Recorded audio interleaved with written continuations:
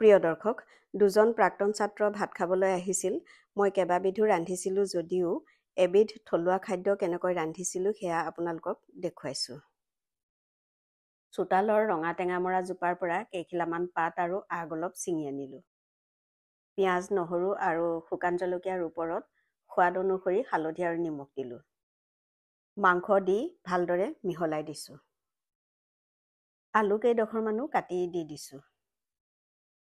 টেঙামৰাখিনি ভালদৰে ধুই লৈছোঁ। শুকান ৰূপহী থেকেৰাখিনিত পানী ঢালি কোমল কৰি লৈছোঁ। ৰঙালাওৰ আগ আৰু পাতকেইখিলাও ধুই কাটি লৈছোঁ। টেঙামৰাও কাটি লৈছোঁ। অধিক সোৱাদৰ কাৰণে কেঁচা নহৰু অলপ দি দিছোঁ। ৰঙালাও শাকখিনি ওপৰতে দি অলপ দেৰি ঢাকি দিলোঁ। তিয়াই থোৱা পানীৰে সৈতে ৰূপহী থেকেৰাখিনি দি দিছোঁ। টেঙামৰাখিনিও দি দিছোঁ। 2 মিনিটত টেঙামৰা সিজিলে গৰম পানী দি দিছোঁ। ইচ্ছা কৰিলে ঠাণ্ডা পানীও দিব পাৰে। তেলত শুকান জলকীয়া দিছিলোঁ যদিও কেঁচা জলকীয়া কেইটামান দি দিছোঁ। মাংস হৈ গ'ল। গেছটো অফ কৰি দিছোঁ। ধন্যবাদ।